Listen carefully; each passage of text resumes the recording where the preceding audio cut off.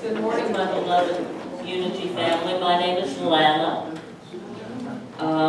It is my honor to read to you today the daily word on this special day, Father's Blessing. God bless all the fathers and the fathers-to-be. Beloved and often repeated prayer by our individuals and in groups begin, Our Father. There is both great responsibility and reward in playing the role of a father. Encouraging confidence in young ones calls for a parent to be present in all stages of a children's lives. Often it's not until after years of being a parent, sometimes when kids think they're smarter than adults, that fathers are appreciated for their wisdom and their devotion. A prayer is a powerful way to bless fathers. God bless fathers with all they need to be wise and loving parents. And perhaps a prayer is even more imminent and immediate when a father or a father-to-be prays, God, guide me in being a father that enriches my children's lives. I will be a father to him, and he shall be a son to me. I will not take my steadfast love from him, as I took it from him who was before you. 1 Corinthians 17:13. Namaste. Breathing in this very precious moment. I invite you to close your eyes if that feels okay with you. Take away any distractions that you have around you, perhaps things that you've left on your lap. And just take a deep, cleansing breath. And let it out. Watch the rhythm of your breath, breathing in, breathing out, bringing you to the shores of this present moment. The only significant moment that is. Nothing is here but now. The beautiful awareness that in this now moment, God is centered in us, and we are centered in God. Feel that. Every cell of your body illumined with love and light.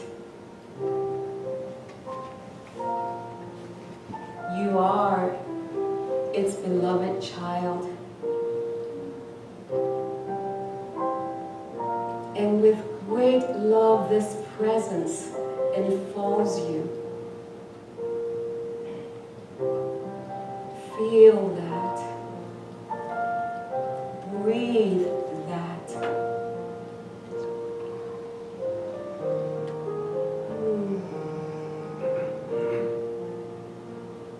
There's nothing more perfect than the present moment. We can know that where we are, God is. What a beautiful place to be.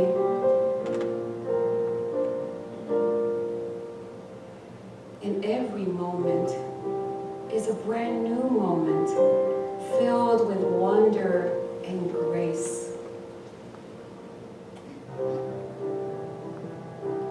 This is what's intended for us. To live knowing that the kingdom of God, your Father, is within you. And every moment you have all that you need. So let's just breathe that in. Let's take a moment to sit with that. To sit with our Father God presence.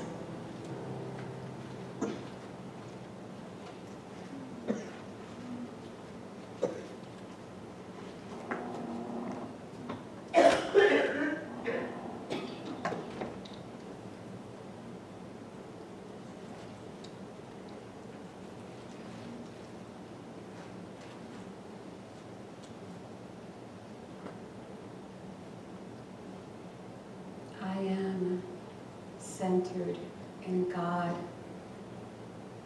God is centered in me.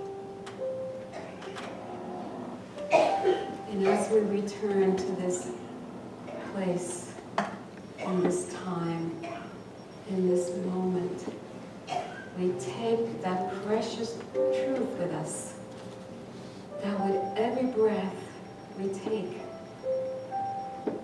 I am centered in God, and God is centered in me.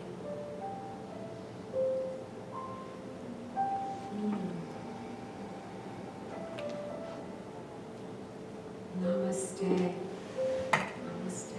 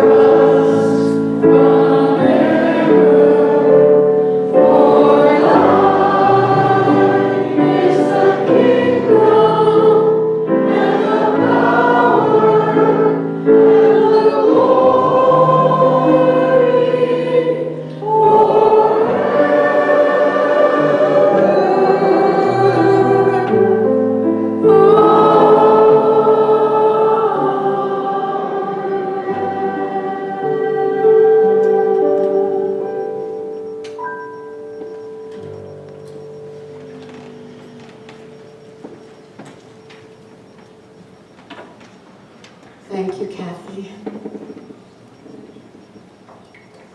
Good morning again.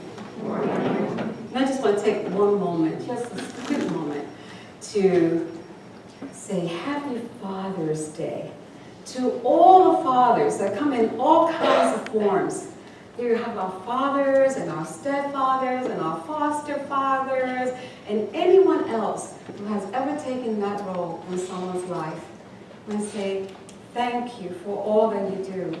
We want you to know that your love has not gone unnoticed in a child's life, and it will always be remembered. Do you notice that whenever we think about our dads, there's like this emotion that wells up within us? Some of us have had good memories of our dads, and we're grateful for those memories. But I want to acknowledge those that have not had those good memories. Take a moment to acknowledge that, and I call forth a healing of those past memories, knowing and affirming that it can be done according to your faith. Today, I want to focus on talking to you about our spiritual Father, the one power and the one presence that is in our lives always. It's the presence that Jesus sometimes used to call Abba. In the Aramaic language, which was the language of Jesus, Abba meant father, or more intimately, it meant daddy. And he got into a lot of trouble for calling God Abba. You see, they thought he was blasphemous. Up to then, his people only knew God as this very supreme being that inspired in people's lives a sense of awe and a sense of wonder, but also inspired fear, because you never knew what that God would do. It was sometimes quite unpredictable and kind of jealous and kind of stern. You just never knew what he would smite you. So of course, Jesus coming along and saying, there is this presence, this loving, caring, guiding, protective presence that is always with us. They had a hard time accepting that. They would hear Jesus say, the Father and I are one. They would hear him say, all that the Father has is mine. Or he would say, Father, I know you hear me because you hear me always. And they were confused because this was not the God that they had been taught about. But Jesus came to bring a radical message. He wanted you to know that this presence was always with you, not far away somewhere, and that it was good. It was always all good. So one day he decided to tell a story to try to illustrate the character of this God. The story is found in the book of Luke, and it's called The Prodigal Son. And it goes a little bit like this. This father has 2 children. He's very, very wealthy. And one of the children one day gets up, goes to the father, and he says, Dad, I want my inheritance, and I want it now. And the dad said, okay. Gave him half the estate, and off he went. And before you know, if we were to equate that today, if that story we're talking about today, I would tell you that he went off to Las Vegas. And he squandered all his inheritance, finding himself in a position now with nothing. He has no money, no home, no job. And to make matters worse, the place that he was living at, there was a recession. So he couldn't find a decent job. He had to take a job that was feeding the pigs. Now you have to remember, he's Jewish. And that is the low of the lows. The Jewish people considered the pig to be a very unclean animal. And here he is feeding them. And I could only imagine what he felt. He must have felt regret, and maybe shame. And maybe he felt alone and hopeless. And then all of a sudden, this wonderful idea comes to his mind. And he says, you know, maybe I can go to my father's house. He has a lot of money, and he has a lot of work, and he has servants, and he has a lot of food, and I'm kind of hungry. So he starts to contemplate that possibility of going back to the father's house. And when he decides that he's going to make that, he turns around, he just turns around from that experience that he was having, where he had nothing, where he had squandered it all, where he was finding himself in quite a state of misery. He turns around from that and begins to make the steps back home. And as he's doing it, he's probably rehearsing in his head, Dad, I really messed up. You know, I want to come back home and I'll be a servant if you would welcome me. And as he's doing that, making his way back home and thinking about what he's going to tell his dad, from the distance is his dad, a dad that has longed for him to come back home. And he's watching and waiting, and all of a sudden he looks and he says, could that be my son? And so he begins to make his way down, and he realizes that's his son. So he not only begins to walk towards him, he begins to run towards him. He meets him more than halfway. And when he gets there, oh, he showers him with love. I could just imagine what that scene looked like. He was probably hugging him and kissing him, and maybe there were tears streaming down his face. And probably the same for his son. And he didn't ask any questions. He didn't want to know anything. He just took his son and he said, welcome home, son, welcome home. And he takes him home and he puts on him the finest of robes. He takes off his ring and puts it on his hand.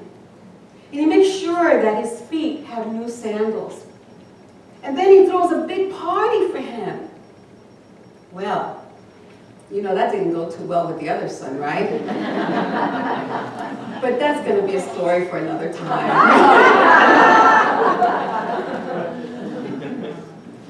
That story that Jesus told is a good story to illustrate the Father's love. But it is much more profound than that. Every story in the Bible is a story about us. And in Unity, we take those stories and we go beyond the literal meaning. We go into the metaphysical meaning. What does that story mean for me today? That's why that phrase, that the Bible is a living word, is so true, because it's really applicable to you today. And so we take that story with all the symbolism that it has, and this is a masterpiece of symbolism. And we try to interpret it. What is that message for me? You see, in that story, the prodigal son is you and I, where we have been existing in a place of sense consciousness, in that place where we are only fixated in the things of the world. We think that our joy and our happiness and all of that is outside of us. And so we take our inheritance, our divine spiritual gifts, the divine ideas, we take them and we go off and we squander them, trying to get more and more and more in the hopes that we will find the happiness that we need. We want more prestige. We want more money. We want more things. We want to be seen more, or whatever more that is. We go after it. And sooner or later, what happens is that we may get a little satisfaction from what we've gotten. It feels kind of good. I got a new couch. Look at this. I really like it. And then after a while, it loses its appeal, because the true pleasures of life do not give you lasting happiness. They're temporal. So after a while, you begin to feel like empty again. And you have to refill it with something else. And at some point in our lives, we decide that I don't want this anymore. This is futile, this constant trying to fill this void. And the reason you feel that is because your soul is in a state of famine. It is yearning for something that this world cannot give it. You can only find it within. And so you begin to realize that something is calling you. Your soul is yearning. And you decide, because I always say this, choice is a fundamental choice. Choice is a fundamental power, sorry. But you decide that you need to stop this madness. And you decide to turn around. You decide to turn away from the pursuit that has left you empty. That's what repentance means. You turn away from that. And you move into going towards your Father's house. And you do that through prayer and meditation. through prayer and meditation, you make your way back until you arrive to the understanding that you can go back home. You can go back home at any time. You can go within to your inner chamber and find the loving presence of God waiting for you, longing for you. And when you do, you experience this incredible peace, this incredible fulfillment and joy. Sometimes when you're in that moment, you don't even want to walk away from it. It is so sacred and so beautiful. But you know that it doesn't have to end, and you can go back anytime. And you can take those treasures that are offered to you in that moment when you're in unity, in oneness with the Father, the Abba presence. And you can take that with you. And when you're there, but before you leave, when you come into your Father's house, when you come into that inner chamber through prayer and meditation, you are given the finest of robes. Your consciousness is now vitalized. That's what the robe represents in the story. And you begin to realize that you have the power and the dominion over all things. Your thoughts, your feelings, whatever. You have the power. That's what the ring means. It's placed in your hand. It's your choice. And then you are saddled. The sandals that they talk about in the story, that is you filled with spiritual understanding that will help you stay grounded. So that story has great significance. The reason why we want to turn away from sense consciousness is constantly driving us to go, go, go. And we think we're separated from God. We forget that. And we turn around and we walk to the Father's house where we know that the one power and the one presence is always with us. It is always a loving, protective, guiding presence that is there. And all we have to do is make the choice to go back. While I was preparing for this talk, I came across this piece of writing. It's titled, "The Cherokee Indian Fatherhood." And it says, "Do you know the legend of the Cherokee Indian youth rite of passage? His dad takes him into the forest, blindfolded, and leaves him. He is required to sit on a stump the whole night and not take off the blindfolds until the ray of sun shines through it. He is all by himself. He cannot cry out for help to anyone. Once he survives the night, he's a man. He cannot tell the other boys of this experience. Each lad must come into his own manhood." The boy was terrified. He could hear all kinds of noise.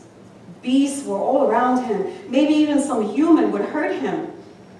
The wind blew the grass and it shook the stump, but he sat stoically, never removing the blindfold. It was the only way that he could become a man. Finally, after a horrific night, the sound of the night disappeared.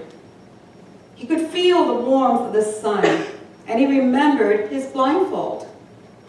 It was then that he takes it off, and it was then that he saw his father sitting on the stump next to him on watch the entire night.